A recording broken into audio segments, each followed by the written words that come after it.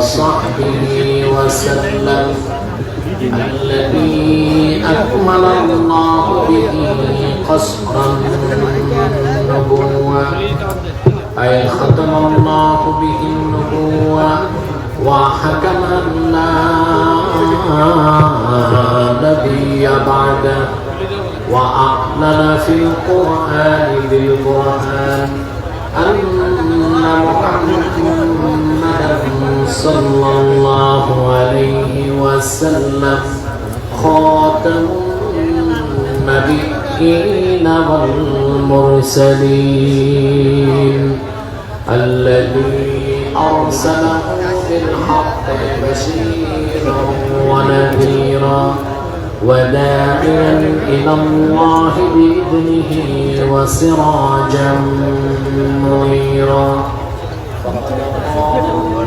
تعالى في كتابه المجيد والفرقان الحميد أعوذ بالله من الشيطان الرجيم بسم الله الرحمن الرحيم هدى للمتقين صدق الله العظيم وصدق رسوله النبي الكريم ونحن على ذلك من الشاهدين والشاكرين والحمد لله رب العالمين إن الله وملائكته يصلون على النبي يا أيها الذين آمنوا صلوا عليه وسلموا تسليما اللهم صل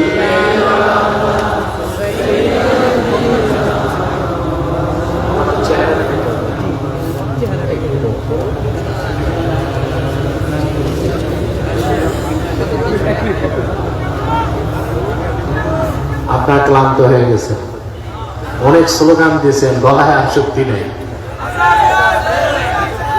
মহব্বতে দরুদ সালাম পড়ুন আল্লাহুম্মা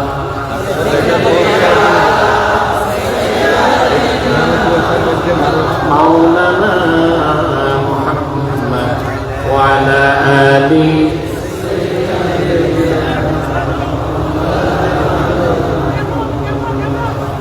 मदीना मदीना मोमिनों की गुनगुना है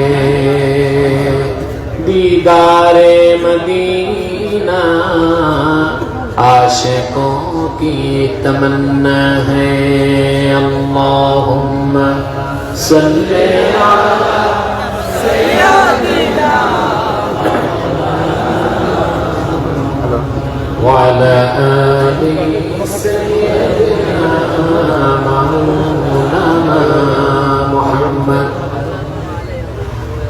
محمد رسول الله صلى الله عليه وسلم ختم الله به النبوة وحكم لا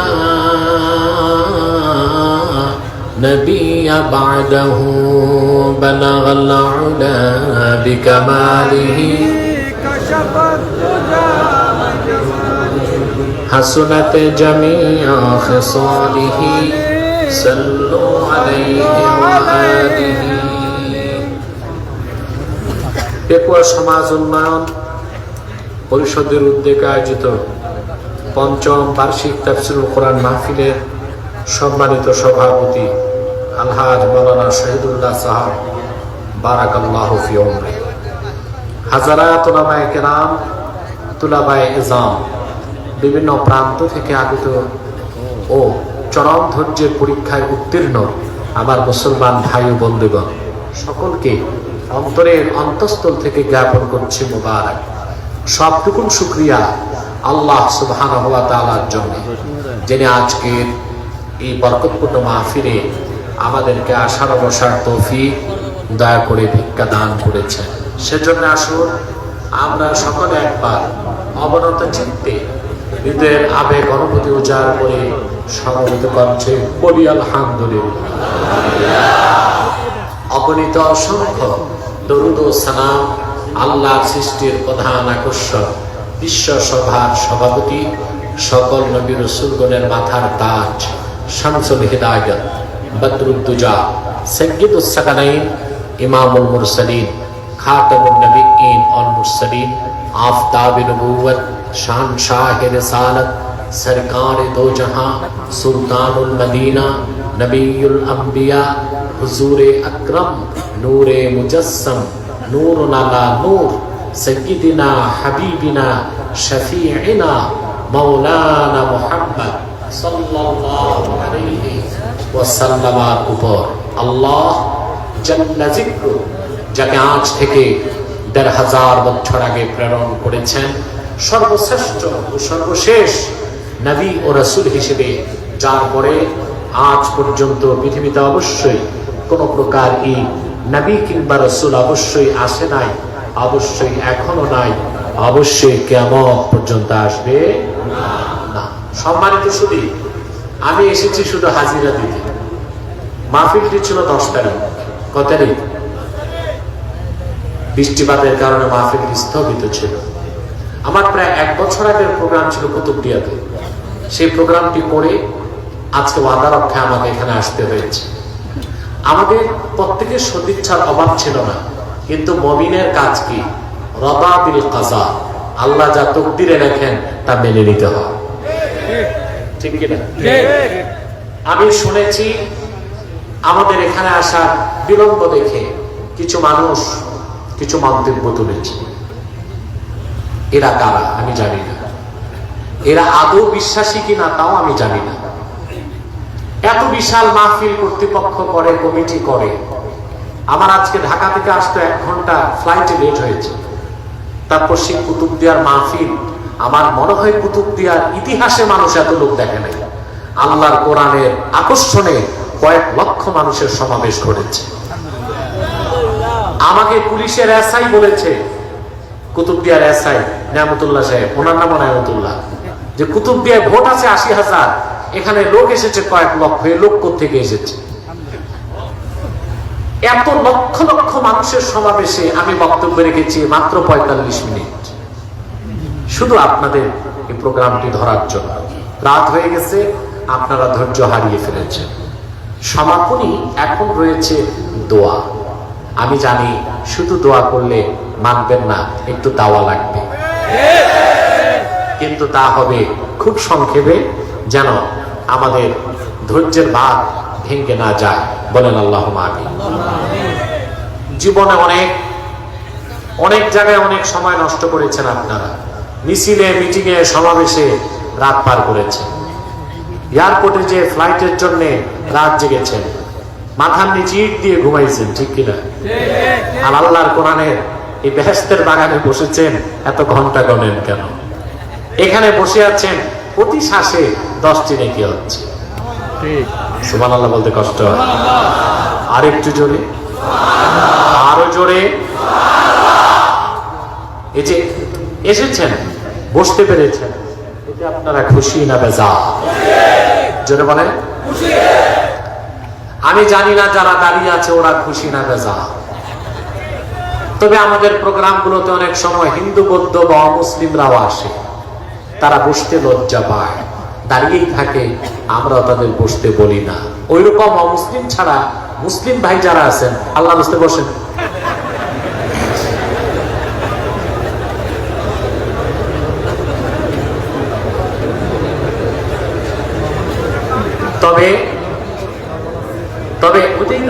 তবে যাদের জিন্সের প্যান্ট তারা বসেন না। কারণ আমি বুঝি না, জিন্সের প্যান্ট যারা পরে যুবকরা, এটা কি পা দিয়ে সেলাই করছে না সেলাই করার পর পা দিয়েছে, এটা বুঝি না। ওদেরকে বসতে বললে বিপদ আছে, চিকেন ভাগ, ওরা ছাড়া বাকিরা বসে যান। আমি খুব সংক্ষেপে কিছু আজকে বিদায়ী নাসিহা। আপনারা তো অনেক বক্তার কথা শুনেছেন, ঠিক কিনা? কি মেসেজ নিয়ে বাড়ি যাবেন? একটা মেসেজ নিয়ে তো যেতে হবে, কথা বলেন। সেই মেসেজটা দিয়ে আনমাজাত করে দিচ্ছে, একটি মেসেজ দিচ্ছে। লক্ষ লক্ষ টাকা খরচ করে এই মাহফিল করার অর্থ কি? প্রশ্ন আছে? বলেন। এখানে কয়েক লক্ষ লক্ষ টাকা খরচ হয়েছে আজকের মাহফিলে। তারপরে রাত এখন প্রায় 12:30 পার হয়ে গেছে, হাজার হাজার লোক এখনো বসে আছে। যেখানে আমার আসার কথা 8:30টায়, ওখানে 4 ঘন্টা পরে এসেছে। বসে আছেন আল্লাহর পবিত্র সত্তার কসম, কোন ব্যক্তির আকর্ষণে নয়, এই কোরআনকে ভালোবেসে। আজ বাংলাদেশে 17,46,00,000 মানুষ, ভোটার আছে 11 কোটি, আর 18 থেকে 35 বছর বয়স এইরকম টকবগে যুবক তরুণ আছে 3 কোটি। কত? 3 কোটি। আবার বলছি পরিসংখ্যান, বাংলাদেশে মানুষ আছে 17,46,00,000। আর ভোটার আছে কত? একটু জোরে বলেন। 11 কোটি। আর একদম টকবগে তরুণ 3 কোটি, যাদের বয়স 18 থেকে 35। অবাক হবেন যে যারা সমাজবিজ্ঞানী তাদের মতে এই 3 কোটি যুবকের মধ্যে যারা মুসলিম, তারা প্রত্যেকেই কোরআনমুখী হয়ে যাচ্ছে।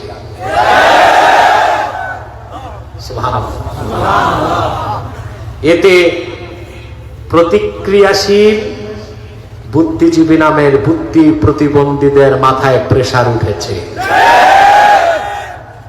তারা এখন বলতেছে মাহফিল করে আমরা নাকি ধর্মান্ধ বানাই। বলছে না এক নেতা? আরে বলছে কিনা বলেন? যে আলেমরা মাহফিল করে মানুষকে ধর্মান্ধ বানায়। তার দুঃখ, আউল ফাউল বাউলদের দিন শেষ। এখন আর পালা গান হয় না, কনসার্ট হয় না। ঠিক করো মাইক প্যান, সেটেল করো সাউন্ড। এটা বাড়ি কমে গেল, একরকম রাখো, আওয়াজ ডবল হবে না, ইকো থাকবে না, জিলে বা রিভার্ব থাকতে পারে, ইকো থাকবে না। এখন আউল বাউল ফাউলদের যে দিন শেষ, এটা বুঝতেছেন? পালাগান, সার্কাস, নাটক বাংলাদেশে কমতেছে, কোরআনের মাহফিল বাড়তেছে। ওরা একটা জিনিস বুঝতে পারছে না, বুদ্ধিজীবীরা বুঝতে পারে না, আউল বাউল ফাউলদের দিন শেষ, কোরআন পন্থীদের বাংলাদেশ। এটা তারা বুঝতে হবে। মানুষের ইনার ভয়েস বুঝেন? হৃদয়ের গভীরে সুপ্ত আওয়াজ। এদেশের কোটি কোটি যুবক আল্লাহর কোরআনকে নিয়ে বাঁচতে চায়, কোরআনকে বুকে ধারণ করে মরতে চায়, কোরআনকে সিনায় নিয়ে আল্লাহর কাছে উপস্থিত হতে চায়। এই ইনার ভয়েস আমার দেশের যুব সমাজের হৃদয়ের গভীরের সুপ্ত আওয়াজ যারা বুঝতে ব্যর্থ হবে, সে নেতা হোক, নেত্রী হোক, বুদ্ধিজীবী হোক, বাংলাদেশে থাকার অধিকার তার না।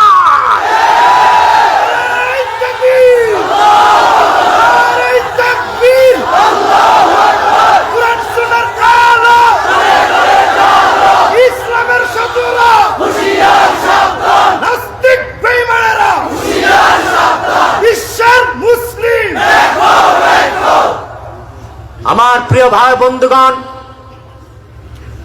বাংলাদেশে নাস্তিকদের আস্ফালন যত বেশি হোক, বাংলার মাটি কোরআনপন্থীদের ঘাঁটি। ইসলামকে চ্যালেঞ্জ যারা করে, দেশেও তাদের জায়গা হয় না, দলেও তাদের জায়গা হয় না। পশ্চিমাদের গোলামি করে তাদের দেশেও জায়গা হয় না। দেখছেন?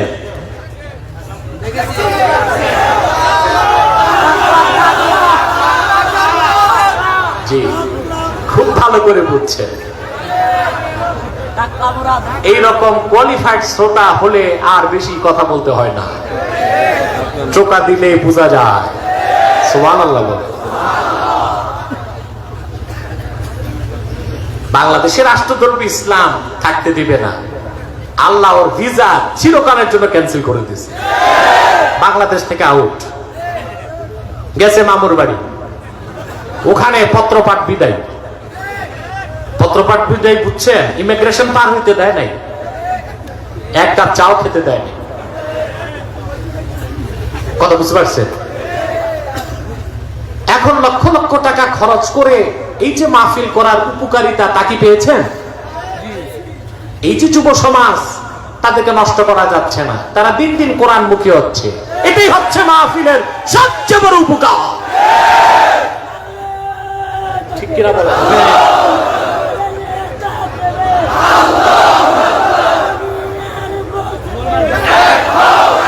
সেজন্য আমি এই হাজার হাজার জনতার পক্ষ থেকে বাংলাদেশের অভিভাবক ও নীতি নির্ধারকদেরকে অনুরোধ করছি, অমিক্রণের অজুহাতে বাংলাদেশে মাহফিল বন্ধ করবেন না। যত মাহফিল বাড়বে, করোনার গজব থেকে বাংলাদেশ বেঁচে যাবে।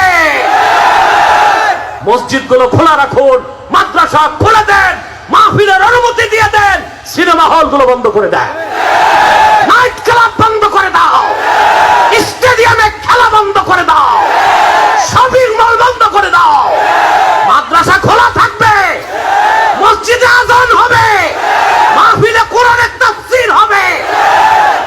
খোদার কসম, বাংলাদেশে অমিক্রণ আঘাত করতে পারবে না ইনশাআল্লাহ। ঠিক কিনা বলেন? অতএব আল্লাহর কোরআনের মাহফিলের উপকারিতা আর কত বুঝাবো? মাহফিল আছে, দেশ বেঁচে আছে। যতদিন মাহফিল থাকবে, দেশও ঠিক থাকবে ইনশাআল্লাহ। এই কোরআন হুদাল লিল মুত্তাকিন আল্লাহ বলেছেন, যে আয়াত দিয়ে শুরু করলাম, ঠিক কিনা? এখন আপনারা যারা ওয়াজ শুনতে আসেন, সবাই কেন হেদায়েত পান না? আমি দ্বিতীয় পর্বে চলে আসলাম। সবাই কি হেদায়েত পান? দেখেন, আপনারা এখানে হাজার হাজার লোক আছেন, এর মধ্যে অনেকে আজকের ফজর নামাজ পড়েননি।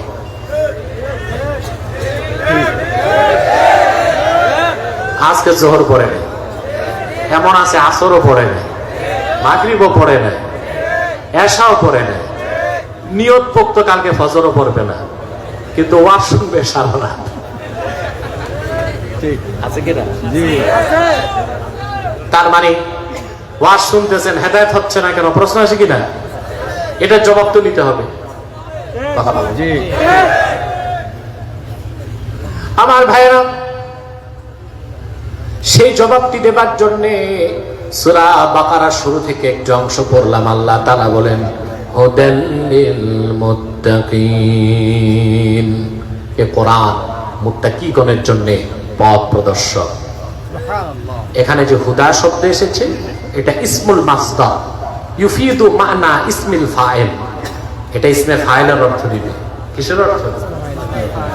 হুদাল লিল মুত্তাকিন, আয় হাদিল লিল মুত্তাকিন। কোরআন হচ্ছে পৃথিবীর সকল মুত্তাকিদের জন্য পথ প্রদর্শক। বলেন সুবহানাল্লাহ। এখন প্রশ্ন আসে, তাহলে যারা বাকি মুসলমান মুত্তাকি হইতে পারে নাই, তাদের জন্য কি পথ প্রদর্শক নয়? কথা বলেন। প্রশ্ন আসে? তার জবাবে আল্লাহ রাব্বুল আলামিন বলেন, ওয়ানাজ্জালনা আলাইকাল কিতাবা তিবয়ানান লিকুল্লি শাইইন ওয়া হুদান ওয়া রাহমাতান ওয়া বুশরা লিল মুসলিমিন। আল্লাহ রাব্বুল আলামিন বলেন, মুহাম্মদ সাল্লাল্লাহু আলাইহি ওয়াসাল্লাম, এই 30 পারা কোরআন আপনার উপর নাজিল করেছি তিবয়ানান লিকুল্লি শাই, সবকিছু সুস্পষ্ট ব্যাখ্যা হিসেবে। যেখানে আকাশের উপরের কথা আছে, তার নিচের কথা আছে, জমিনের উপরের কথা আছে, জলের কথা, স্থলের কথা, ধুলোকের কথা, ভুলোকের কথা, মহাশূন্যের কথা, দূর অন্তরিক্ষের কথা, বিজ্ঞানের কথা, দর্শনের কথা, বিজ্ঞানের যত শাখা আছে, কি ফিজিক্স, কি কেমিস্ট্রি, কি জুলজি, কি বোটানি, কি কসমোলজি, পৃথিবীতে কল্যাণের জন্য যত নীতি আছে, কি রাজনীতি, অর্থনীতি, পররাষ্ট্রনীতি, সমরনীতি, সব কথা আমি আল্লাহ পাকে কোরআনে পুঙ্খানুপুঙ্খ ভাবে সূক্ষ্মাতি সূক্ষ্ম ভাবে বয়ান করেছি। এখানে সব কথা আছে, বলেন সুবহানাল্লাহ। ওয়া হুদা ওয়া রাহমা ওয়া বুশরা লিল মুসলিমিন, পৃথিবীর সব মুসলমানের জন্য কোরআন হেদায়েতকারী, সুসংবাদের বাহন আর রহমতের কান্ডার, বলেন সুবহানাল্লাহ। আমরা দুটো জবাব পেলাম, কোরআন হুদাল লিল মুত্তাকিন, মুত্তাকিদের জন্য পথ প্রদর্শক। আরেকটা জবাব পেলাম, কোরআন হুদাল লিল মুসলিমিন, মুসলমানদের জন্যও পথ প্রদর্শক। সুবহানাল্লাহ বলবেন না? তিন প্রশ্ন, তাহলে যারা মুসলমানই হয় নাই, কাফের মুশরিক বেঈমান, তাদের কি কোরআন পথ প্রদর্শন করবে না? প্রশ্ন আছে? বলেন না জোরে। আমি খুব ক্লান্ত। আমি যতক্ষণই কুতুবদিয়া ঢাকা থেকে এসে সফর করে বসলাম, সিঙ্গাপুর 8 বার যেতে আসতে পারতাম, ঠিক কিনা? আমাদের দেশের একটা উন্নয়ন হয়েছে, বোঝা যাচ্ছে এখন। তো যে কথা, ক্লান্ত, খুব ক্লান্ত আমি, আমাকে আপনাকে বেকআপ দিতে হবে আর 10-15 মিনিট, তারপর ইনশাল্লাহ বিদায়। কথা বুঝতেছেন? প্রিয় ভাই বন্ধুগণ, প্রশ্ন আসে, যারা মুসলমান হয় নাই, কোরআন কারীম কি তাদের জন্য পথ প্রদর্শক নয়? প্রশ্ন আসে ভাই, জোরে বলেন না একটু। আসে? আল্লাহ জবাব দিয়েছেন কোরআন শরীফে। আল্লাহ রাব্বুল আলামিন বলেন, শাহরু রমাদানাল্লাযী উনজিলা ফীহিল কুরআনু হুদাল লিন-নাসি ওয়া বায়্যিনাতিন মিনাল হুদা ওয়াল ফুরকান।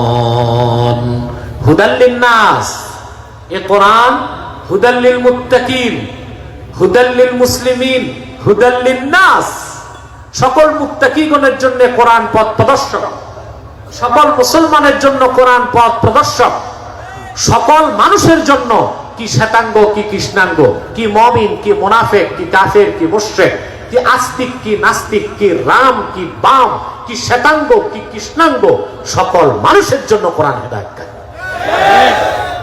আমরা কয়টা কথা বললাম? হুদাল লিল মুত্তাকিন, হুদাল লিল মুসলিমিন, হুদাল লিন নাস। সুবহানাল্লাহ বলবেন?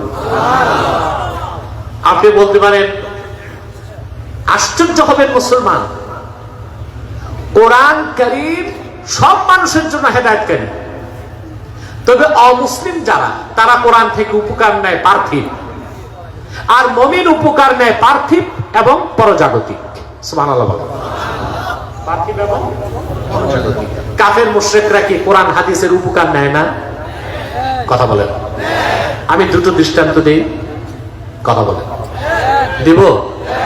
এক, প্রথম দৃষ্টান্ত দেখেন, মার্কিন যুক্তরাষ্ট্রে যে গণতন্ত্র চলছে, তার বয়স প্রায় 250 বছর পার হয়েছে, প্রায় 223-24 বছর পার হয়ে গেছে, বুঝলেন? যুক্তরাষ্ট্রে গণতন্ত্র। যুক্তরাষ্ট্র কিন্তু সারা পৃথিবীতে গণতন্ত্র ফেরি করে দিয়েছে, এটা জানেন আপনারা? আর তাদের দেশে বর্তমান যে প্রেসিডেন্ট জো বাইডেন, সে হচ্ছে 45তম। কততম?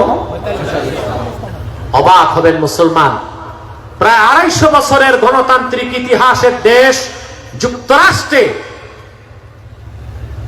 44 জন প্রেসিডেন্ট বিদায় নিল, একজন মহিলাকে তারা রাষ্ট্রপ্রধান বানায় না। সব পুরুষ। সব কি? কেন? কখনো চিন্তা করছেন? আমার দেশের বুদ্ধিজীবী যেগুলো আছে, এগুলোর মাথায় তো কিচ্ছু নাই, দেখছেন না? মাথার উপরে কিচ্ছু নাই, সাফা চাট। সিটি স্ক্যান করলে দেখবেন মাথার ভিতরও কিছু নাই। এগুলো চিন্তা করে না, এগুলো শুধু যুক্তরাষ্ট্রের গোলামি করে, পশ্চিমাদের গোলামি করে। বাংলাদেশে নারী পুরুষ সমান অধিকারের স্লোগান তুলে শিখায় কারা? পশ্চিমারা। এগুলো আমেরিকা শিখায় ওদেরকে, বুঝলেন? এইসব বাংলাদেশে যুক্তরাষ্ট্র আশা করি কোনদিন সামরিক আগ্রাসন চালাতে পারবে না ইনশাআল্লাহ। 14 কোটি মুসলমানের বাংলাদেশে মুসলমান যদি ইমানের অস্ত্র বুকে ধারণ করে ঐক্যবদ্ধ হতে পারে, আল্লাহর নামে শপথ করে বলছি, লক্ষ লক্ষ মুসলমানের রক্ত অর্জিত আমার সবুজ লাল পতাকার দিকে কেউ তাকাতে পারবে না। যদি তাকায়, চোখ উপড়ে নেব ইনশাআল্লাহ। বাংলার ভূখণ্ডে খনিজ সম্পদে হাত দিতে পারবে না। যদি হাত দেয়, সেই কালো হাতকে ভেঙে চুরমার করে দেওয়া হবে। আমার ভূখণ্ডের 1 ইঞ্চি মাটিতে কেউ আসলে বঙ্গোপসাগরে তাদের সলিল সমাধি হবেই হবে।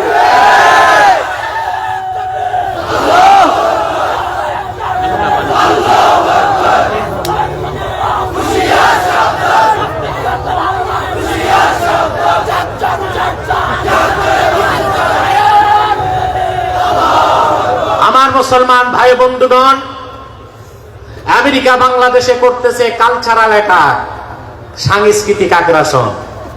কি করতেছে? সামরিক আগ্রাসনের ক্ষমতা সাহস আমেরিকারও নাই, আর এখন তো আরো নাই। মধ্য এশিয়াতে তালেবান এমন থেরাপি দিচ্ছে, থেরাপির চোটে ওর পররাষ্ট্রনীতিগিরি, ওর পরাশক্তি এখন নেওয়া হয়েছে ধরাশক্তি। ঠিক কিনা? 1 টাকা 2 টাকা। বিশেষজ্ঞগণ বলেছেন তার আফগানিস্তানে যুদ্ধ ব্যয় হয়েছে 19 বছরে $2.26 ট্রিলিয়ন। ট্রিলিয়ন না, ট্রিলিয়ন ডলার, যা খরচ করলে গোটা আফ্রিকা ও দক্ষিণ এশিয়ার দারিদ্রতা দূর হয়ে যেত। এত টাকা খরচ করছে। তারপর নির্ধারিত সময়ের আগে ছেড়ে দে মা, কেঁদে বাঁচি, ওদের অস্ত্র শস্ত্র ফেলে ভাগছে। এখন আর ক্ষমতা নাই কোন মুসলিম রাষ্ট্রে আঘাত করবে ইনশাল্লাহ, যদি আমরা মুসলমান ঐক্যবদ্ধ থাকতে পারি। আর ভারত এ তো 3 নম্বর রাষ্ট্র, 3rd ক্লাস কান্ট্রি। এই কোনো ক্ষমতা নেই বাংলাদেশের দিকে চোখ দিবে যদি আমার দেশের ভিতর থেকে গাদ্দারি কেউ না করে। ওরা আঘাতটা কি করতেছে? কালচারাল অ্যাটাক, সাংস্কৃতিক আগ্রাসন। আমেরিকা, পত্তলিকরা, ইহুদিবাদীরা, জায়নবাদীরা বাংলাদেশে যুব সমাজকে সাংস্কৃতিক ভাবে বিধর্মী বানাবার জন্য চালু করেছে পহেলা বৈশাখের মতো বেহায়াপনা, চালু করেছে 31st নাইট, চালু করেছে ভ্যালেন্টাইন্স ডে, চালু করেছে নারী পুরুষের সমান অধিকার। যুবকরা আল্লাহর কোরআনকে বুকে ধরে দাঁড়িয়ে যাও, অপসংস্কৃতির মোকাবেলা করার জন্য প্রস্তুতি।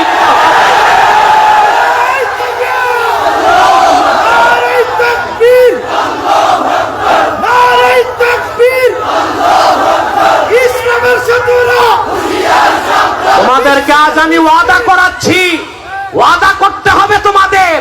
আমি বলবো, তোমরা বলবা না। Pohela Boishakh, Valentine's day, 31st night, এগুলো চলবে না বাংলাদেশে। ওরা এই সাংস্কৃতিক কালচারাল অ্যাটাকের মাধ্যমে আমার যুব সমাজকে বিধর্মী বানাতে চায়। আরেকটা ওদের অপসংস্কৃতির প্রচার বাংলাদেশে করেছে, নারী পুরুষ সমান অধিকার। কেমনে সমান হবে? আপনারা ওই যে জাফরুল্লাহর সাথে আমার ডিবেটটা দেখছিলেন? ও সোরের সাথে না, সোরের পরে যে বসছে, হ্যাঁ, ওখানে প্রায় 2.5 ঘন্টার ডিবেটে ভদ্রলোক পরাজয় বরণ করে নিয়েছে। আমি সেখানে যথেষ্ট সায়েন্টিফিক থিসিস উপস্থাপন করেছি। সৃষ্টিগত ভাবেই তো আল্লাহ তাআলা পুরুষ আর নারীর মধ্যে 25টা পার্থক্য রাখছেন, ফিজিক্যাল, সাইকোলজিক্যাল, সায়েন্টিফিক। অতএব তুমি কেমনে নারী পুরুষ সমান করবা? নারী পুরুষের অধিকার সমান হইতে পারে এক বাংলাদেশি বুদ্ধিজীবী অক্সফোর্ডে পড়ছে, বুঝলেন? বিয়ে করছে ইংরেজ মেয়ে। বিয়ের পর ওই মহিলা তো পাশ্চাত্যের বুদ্ধিজীবীকে বলছে, বাংলাদেশের বুদ্ধিজীবীকে, যে তোমার আমার অধিকার সমান। অধিকার আমি 6 ঘন্টা ঘরের কাজ করলে তোমারও 6 ঘন্টা করতে হবে। দেখো বুদ্ধিজীবী কয় ঠিক আছে, তোমার কথাই ঠিক। একদিন আমি কাপড় কাচবো, তুমি ভাত রান্না করবা, আমি ভাত রান্না করবো। একদিন তুমি কাপড় কাচবা। আমি অসুস্থ হলে তুমি নার্সিং করবা, তুমি অসুস্থ হলে আমি নার্সিং করবো। ঠিক। এখন এই বুদ্ধিজীবী অসুস্থ হয়ে গেছে, উঠতে পারে না, তার একটু পেশাবের প্রয়োজন, বুঝলেন? বিবিকে ম্যামসাপ, তো ওই পাশ্চাত্যের ম্যামসাপ ওই রকমই আর কি, মহিষের মতো একটু বলে, আমি তো হাঁটতে পারতেছি না, তুমি আমার কাঁধে উঠায় একটু পেশাব করায়। বলতে দেরি, সাথে সাথে ওই মহিলা তার হাজবেন্ড বুদ্ধিজীবীকে কাঁধে উঠায়া দূরে যে বলে ছাড়ো, বুঝলেন? ম্যাম সাহেবের কাঁধে বসে যা করার করছে, সমস্যা কিছু হয় নাই ফিজিক্যাল কারণে। ঘটনা চক্রে একদিন ম্যাম সাহেব অসুস্থ হয়ে গেছে, বলতেছে অধিকার সমান, তোমারে আমি কাঁধে দিয়ে পেশাব করাইছি, আজকে তুমি আমার কাঁধে দিয়ে পেশাব করো। দেখো বুদ্ধিজীবী বুঝে না এটা সম্ভব না, ফিজিক্যাল পার্থক্য আছে। ম্যাম সাহেবকে তো কাঁদে বিয়া করে সারো, সারছে পরে ওনার গোসল হয়ে গেছে।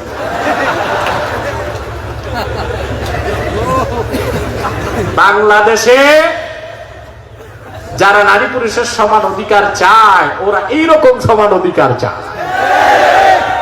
ইসলাম নারীকে ন্যায্য অধিকার দিয়েছে, পুরুষকে ন্যায্য অধিকার দিয়েছে। আসুন ফিরে যায় মার্কিন যুক্তরাষ্ট্রের প্রসঙ্গে। 224 বছর 22 বছর প্রায় 200 বছর পার হয়ে গেল, 40 জনের উপর প্রেসিডেন্টকে ক্ষমতায় বসালো, একজন নারীকে রাষ্ট্র ক্ষমতায় বসায় নাই।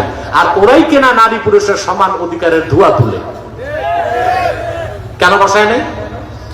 তার কারণ হচ্ছে যুক্তরাষ্ট্রের যারা পলিসি মেকার, যুক্তরাষ্ট্রের যারা থিঙ্ক ট্যাঙ্ক, যুক্তরাষ্ট্রের যারা অভিভাবক এবং নীতি নির্ধারক, ওরা জানে কোরআন হাদিস মহাসত্য। আল্লাহর হাবিব 1000 বছর আগে বলেছেন, আবু দাউদ শরীফের হাদিস, যে জাতি লা ইউফলিহা কওমুন ওয়াল্লাহু আলাইহিম ইমরাআ, যে জাতি তাদের নেতৃত্বে কোনো মহিলাকে বসায় সেই জাতি কোনোদিন সফলতা লাভ করবে না। যে জাতি তাদের নেতৃত্বে কোনো নারীকে বসালো, কাকে? নারীকে, সেই জাতি কোনোদিন সফলতা লাভ করতে পারবে না। এই সফলতা ধরে রাখার জন্যই তারা নারী নেতৃত্বকে গ্রহণ করে নাই। বেদিন হয়েও আল্লাহ রসুলের হাদিস 1000 বছর আগে আল্লাহ রসুল সাল্লাল্লাহু আলাইহি ওয়াসাল্লাম যে কথা বলেছেন সেটাকে তারা রাজনৈতিক ভাবে মেনে চলছে। বলেন সুবহানাল্লাহ। কোরআন হাদিসের উপকার নেয় কিনা বেদিন? কথা বলে না, নিচ্ছে নিচ্ছে, ঠিক কিনা বলে? আসেন, বিয়ে আমরা বিয়ে করি, অমুসলিমরা কি বিয়ে করে না? কেন করে? প্রশ্ন আসে না? বলবেন ওদের ধর্ম তো বিয়ে আছে না। ওদের ধর্মে যে বিয়ে আছে ওই বিয়ে করতে গেলে ফাঁসি দিতে হবে। কিরকম? আমি একটা উদাহরণ দিচ্ছি। হিন্দু ধর্মে ধর্মগ্রন্থে এসেছে যে তাদের অনেক দেবতা, 2000 3000 এক দেবতার নাম এসছে, 16,000-এর উপর বিয়ে করছে। কত? 16,000। এখন হিন্দু ধর্মের লোক যদি তাদের দেবদেবীদের আদর্শ মানতে যায়, এক একজন হিন্দুকে কমসে কম কয়েক হাজার করে বউ রাখতে হবে। এটা কি সম্ভব? বৌদ্ধ, তাদের যে ব্যক্তি ছিল ধর্ম প্রণেতা, বুঝলেন, গৌতম বুদ্ধ, তার ব্যাপারে এসেছে বিয়ে করেছিল সে ভাসর রাতের আগে পাগল ছাগল হয়ে জঙ্গলে চলে গেছে। তাহলে বৌদ্ধ ধর্মের আদর্শ মেনে বিয়ে করতে গেলে বিয়ে করা যাবে, ভাসর রাত করা যাবে। খ্রিস্টান, তারা যদি বিয়ে করতে যায় ঈসা নবীর দর্শন পেলে জীবনে ওদের কপালে বিয়ে নাই, কারণ ওদের মতে ঈসা আলাইহিস সালাম বিয়েই করেন নাই। এটা আমাদের মতো তিনি বিয়ে করেন নাই, বিয়ে ছাড়াই আকাশে উঠছেন, আবার আকাশ থেকে নামবেন তখন বিয়ে করবেন। তাহলে ধর্মের আদর্শ মানতে গেলে বিয়ের সুযোগ। ইহুদি ধর্ম, ইহুদি ধর্ম যারা মানে ওরা নবী মানে মুসাকে, তিনি বিয়ে করছিলেন 4টা। কয়টা? উনি বিয়ে করেছিলেন শোয়েব আলাইহিস সালামের মেয়ে মাদায়েনে। বিয়ের পর তিনি শ্বশুর বাড়িতে 8 বছর ছিলেন। কয় বছর? তো উনি নবী, জামাই নবী, শ্বশুরও নবী, সমস্যা হয় নাই। এখন ইহুদিরা যদি মুসা নবীর আদর্শ মেনে বিয়ে করে তাহলে তাদেরকে ঘর জামাই থাকতে হবে কয় বছর? 9 বছর। 8 বছর। এটা কি সম্ভব? আমাদের দেশে বলদ আর ঘর জামাই কোনটার দাম বেশি আমি জানি না। তারপরে ডেভিডকে তারা নবী মানে দাউদ, তার ব্যাপারে এসেছে কোরআন কারিমে তিনি 100 বিয়ে করেছেন। বাইবেলে এসেছে 300টার বেশি বিয়ে করছেন। ওরা যদি কোরআনকে বিশ্বাস না করে বাইবেল মেনে তাদেরকে বিয়ে করতে হয় ডেভিডকে মেনে কমসে কম 300টা করে। কয়টা? ওদের ধর্ম মানলে বিয়েই নাই। ওরা বিয়ে করতেছে আমাদের ইসলামের অনুসরণে। আল্লাহর হাবিব বলেছেন, আন-নিকাহু মিন সুন্নতি ফামান রাগিবা আন সুন্নতি ফালাইসা মিন্নি। বিয়ে আমার সুন্নত, যে পারতপক্ষে আমার সুন্নত থেকে মুখ ফিরালো সে আমার উম্মত নয়। আমি যা বুঝাতে চাইলাম, কাফের মুশরিকরাও, বেদিন বেঈমান যারা ইসলাম গ্রহণ করে না তারাও ইসলাম থেকে উপকার নেয়, ঠিক কিনা বলে? তো কোরআন হুদান লিন-নাস, পৃথিবীর সব মানুষের জন্য হেদায়েতকারী। যারা এই কোরআনের হেদায়েত মানবে তারা মুসলমান হয়ে যাবে, তখন তারা ডবল উপকার পাবে, হেদায়েতও পাবে, রহমতও পাবে। কারণ সব মানুষের জন্য কোরআন হেদায়েতকারী, আর মুসলমানের জন্য হেদায়েতকারী এবং রহমত। বলেন সুবহানাল্লাহ। সমস্ত বেদিন বেঈমান আল্লাহর কোরআন থেকে যতটুকু উপকার পাবে তার চেয়ে বেশি উপকার পাবে মুসলমান। আর সর্বোচ্চ উপকারে যারা ধন্য হবে তারা মুত্তাকি। সেজন্য আল্লাহ বলেছেন হুদাল লিল মুত্তাকিন। এখন বলেন, আপনারা কি শুধু মানুষ থাকতে চান, না শ্রেষ্ঠ মানুষ মুসলিম হতে চান? শুধু মুসলিম হতে চান, না সর্বশ্রেষ্ঠ মুসলিম মুমিন মুত্তাকি হতে চান? যদি মুত্তাকি হতে পারেন, এই মাহফিল করে কোরআন থেকে 16 আনা উপকার নিতে পারবেন। মুত্তাকি হবেন? মুত্তাকি কিভাবে হবেন? তাকওয়া থাকতে হয় মুত্তাকি হতে। সে তাকওয়া কি? যে লম্বা দাড়ি, লম্বা টুপি, জুব্বা কুর্তা, এই তো নাকি? এটা লেবাসুত তাকওয়া। এটা কি? এটা ইউনিফর্ম। এটা কি? ইউনিফর্ম। তো এখন আপনি স্কুলে ভর্তি হন না, ইউনিফর্ম লাগাইছেন, আপনি কি ছাত্র হবেন? সেনাবাহিনীতে চাকরি নেন নাই, 3 স্টারের ড্রেস একটা লাগাইছে, ইউনিফর্ম আছে, চাকরি নাই, পুলিশে ধরলে 14 বছর জেল। ঠিক না? এই দাড়ি, টুপি, জুব্বা, কুর্তা, এটা লেবাসুত তাকওয়া, এটা ইউনিফর্ম। চাকরি হলো তাকওয়া, অন্তরে ধারণ করতে হবে। আল্লাহর হাবিব ইরশাদ করেছেন, আত-তাকওয়া হাহুনা, আত-তাকওয়া হাহুনা, আত-তাকওয়া হাহুনা, ওয়া আশারা ইলা সাদরিহি 3 মাররাত। তাকওয়া এখানে, তাকওয়া এখানে, তাকওয়া এখানে। আল্লাহর হাবিব সাল্লাল্লাহু আলাইহি সাল্লাম এই কথা 3 বার বললেন। আর আল্লাহর রাসূল ওনার নূরের আঙ্গুলে, নূরের সিনার দিকে 3 বার ইশারা করলেন। তার মানে প্রত্যেকটা মানুষের বাম বুকের 2 আঙ্গুল নিয়ে যায়, তার নাম তাকওয়া। আর মুত্তাকি হতে পারেন, হুদাল লিল মুত্তাকিন। আল্লাহর কোরআনের পূর্ণ হেদায়েত পেয়ে যাবেন। সাদাকাল্লাহুল আযীম ওয়া সাদাকা রাসূলুহুল নবিয়্যুল কারীম ওয়া নাহনু আলা যালিকা মিনাশ শাহিদিন ওয়া শাকিরিন আলহামদুলিল্লাহি রাব্বিল আলামিন। এবার মুনাজাতের দিকে যাচ্ছি, তার আগে একটু হুঁশিয়ারি উচ্চারণ করে দিচ্ছি। সবাই প্রস্তুত হন হুঁশিয়ারিটা গ্রহণ করার জন্য। যারা দাঁড়িয়ে আছেন বসে যান। প্রিয় ভাই বন্ধুগণ, আপনারা এখানে বিভিন্ন দলের লোক আছেন, আছেন কিনা বলেন? জোরে বলতে হবে। এই মিয়া বসেন। মুনাজাতের আগে দাঁড়াবার কি? আউলিয়া কেরাম হয়ে গেছেন নাকি? মুনাজাত লাগে না? গুনাহগার যারা তারা বসেন। প্রিয় ভাই বন্ধুগণ, আপনারা এখানে বিভিন্ন দলের লোক আছেন, আছেন না? বিভিন্ন মাসলাকের লোক আছেন, আছেন না? এখানে আলিয়া মাদ্রাসার লোক আছে, কওমি মাদ্রাসার লোক আছে, বিভিন্ন পীরের মুরিদ আছে, আওয়ামী লীগ, বিএনপি, জাতীয় পার্টি, জামাত, সব দলের লোক আছে। আছে কি না? আপনার এখানে কোনো দ্বন্দ্ব, সংঘাত, মতভেদ আছে? কেন নাই? দলীয় পরিচয় নাই। এখানে একটাই পরিচয়, আমরা মুসলমান। আমি আপনাদের করজোড়ে অনুরোধ করে যাচ্ছি, ইসলামের সুমহান স্বার্থ রক্ষায়, মুসলমানের মৌলিক দাবি আদায়ে, আর বাংলাদেশের স্বাধীনতা, সার্বভৌমত্ব রক্ষায় সকল পীরের মুরিদ, সকল মাসলাকের অনুসারী, সকল রাজনৈতিক দলের কর্মী, সকল মাদ্রাসার ছাত্রকে ঐক্যবদ্ধ হতেই হবে। কয়টা ইস্যু? 3। ইসলাম, মুসলমান, বাংলাদেশ। ইসলাম, মুসলমান, বাংলাদেশ। এই সামনে জায়গা দাও।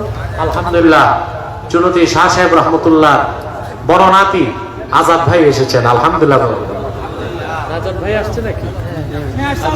আজাদ ভাই আসছেন, অনেক কষ্ট করে এসেছেন। আপনাদের কিসমত ভালো, আল্লাহর ওলির আওলাদ অনেককেই পেয়েছেন। আলহামদুলিল্লাহ বলেন। কয়টা ইস্যুতে এক হবেন? ইসলাম, মুসলমান, স্বাধীন বাংলাদেশ। পারবেন না? আমি আপনাদের হুঁশিয়ারি উচ্চারণ করে দিচ্ছি, ইসলামের সুমহান স্বার্থের বিরুদ্ধে, মুসলমানদের সমস্ত অধিকারকে, মুসলমানদের অধিকারের বিরুদ্ধে, বাংলাদেশের স্বাধীনতা, সার্বভৌমত্বের বিপক্ষে বাংলাদেশে 2টি অমুসলিম সম্প্রদায় চক্রান্ত করে যাচ্ছে। তাদেরকে নির্মূল করার জন্য সকল দলের মুসলমানকে ঐক্যবদ্ধ হইতে হবে। প্রথম যে অমুসলিম সম্প্রদায়টি চক্রান্ত করে যাচ্ছে সেটা হলো কুখ্যাত কাদিয়ানী সম্প্রদায়। নিঃসন্দেহে তারা কাফের এবং অমুসলিম। তাদেরকে যারা কাফের বলবে না, তারাও কাফের। কারণ তারা আল্লাহর আখিরি নবী মুহাম্মদ সাল্লাল্লাহু আলাইহি সাল্লামকে আল্লাহর শেষ নবী হিসেবে বিশ্বাস করে না। চিল্লায় বলেন নাউজুবিল্লাহ। এই জন্য তারা কি? চিল্লায় বলেন তারা কি? তাদেরকে যারা কাফের বলবে না তারা কি? বাংলাদেশে তারা গভীর চক্রান্ত করে যাচ্ছে। এই যে গাধানি নাম শুনেন না? গাধানি নাম শুনেন না? গাধানি, এই গাধানিকের অধিকাংশই কাদিয়ানি। বুঝতে পারছেন? এদের কাজই হচ্ছে ইসলাম মুসলমান আর বাংলাদেশের স্বাধীনতার বিরুদ্ধে চক্রান্ত করে ভারতের কাছ থেকে দালালির পয়সা নেওয়া। এই হচ্ছে তাদের কাজ। তো এই কাদিয়ানিরাও মুসলিম এবং কাফের। তাদের আকীদা জঘন্য। তারা বিশ্বাস করে যে 1857 সালে কোরআন শরীফ বাজেয়াপ্ত হয়ে গেছে। তারা মনে করে মদ এবং শুকরের গোশত হালাল। তাদের বিশ্বাস ইংরেজদের তাবেদারি করা ফরজ, ইংরেজদের তাবেদারি না করা কুফরি, যারা করবে না তারা মুরতাদ। এই জন্য কাদিয়ানীরা শুধু কাফের না, ইহুদি খ্রিস্টানদের থেকেও জঘন্যতম কাফের। তারা মানুষকে ধোঁকা দিতে মুসলমানদের মতো দাড়ি রাখে, টুপি লাগায়, মুসলমানদের মতো নাম রাখে। তাই বলি কি তারা মুসলমান হবে? আচ্ছা বলেন তো ভাই, যার ঈমান নাই কাফের বেঈমান, সে তো মুসলিম হতে পারে না। সে যদি দাড়ি রাখে তারে মুসলমান বলা যাবে? দাড়ি রাখলে কেউ যদি মুসলমান হতো তো রবীন্দ্রনাথ ঠাকুরের চেয়ে বড় মুসলমান কে হইতো? কাফের মোশরেক টুপি লাগালে মুসলমান হবে?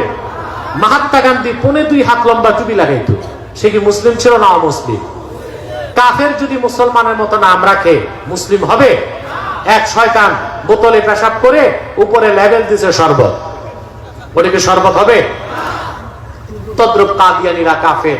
আব্দুল আউয়াল আব্দুল সামাদ, মুবাশশির আলী আর কবির চৌধুরী নাম রাখার দ্বারা তারা মুসলমান হতে পারে না। আমার ভাইয়েরা, আমার বন্ধুরা, আমার আল্লাহ ও নূর নবী আমার মুহাম্মদ সাল্লাল্লাহু আলাইহি ওয়াসাল্লামের ইসলাম ও কোরআনের হাজার হাজার হাজার বছর পরে বর্তমান ভারতের কুখ্যাত পাঞ্জাবের কুখ্যাত গুরুদাসপুরের কুখ্যাত কাদিয়ানে ইংরেজ আমলে এক শয়তান নিজকে নবী দাবি করছে। চিল্লায় বলেন নাউজুবিল্লাহ। ওই শয়তানটার নাম রেখেছিল তার বাপ মির্জা গোলাম আহমদ কাদিয়ানি। তাকে গোলাম আহমদ বলা যাবে না, কারণ গোলাম আহমদ অর্থ আহমদ এর গোলাম। আর কাদিয়ানের কাজ্জাব মিথ্যা নবুয়তের দাবিদার মির্জা গোলাম শয়তান কাদিয়ানি, সে ছিল কুখ্যাত কাফের, ইংরেজদের পা চাটা গোলাম। সে গোলাম আহমদ এর গোলাম ছিল না, সে ছিল কুখ্যাত শয়তানের কুখ্যাত গোলাম। কাদিয়ানের কাজ্জাব মিথ্যা নবুয়তের দাবিদার মির্জা গোলাম শয়তান কাদিয়ানির উপর গজব এসেছে 1908 সালে। যখন গজব এসেছে, কাদিয়ানের কাজ্জাব মিথ্যা নবুয়তের দাবিদার মির্জা গোলাম শয়তান কাদিয়ানি 1908 সালে ধ্বংস হয়ে কুখ্যাত জাহান্নামের কুখ্যাত কুকুরে পরিণত হয়েছে, তার অনুসারীরাও ধ্বংস হয়েছে। বর্তমানে কিছু কাদিয়ানি রাজনৈতিক দলগুলোতে ঘাপটি মেরে বসে আছে, বিভিন্ন ডিপার্টমেন্টে বসে আছে। তাদের একমাত্র কাজ ইসলাম মুসলমানের বিরোধিতা করা, বাংলাদেশের স্বাধীনতার বিরোধিতা করা। তাদেরকে নির্মূল করার জন্য সকল দলের মুসলমানকে ঐক্যবদ্ধ হইতে হবে। আমাদের সকল দলের একটাই দাবি, অনতিবিলম্বে স্বাধীন বাংলায় শয়তান কাদিয়ানীদেরকে রাষ্ট্রীয়ভাবে অমুসলিম ঘোষণা করতেই হবে, করতেই হবে। হাত তুলে দেখেন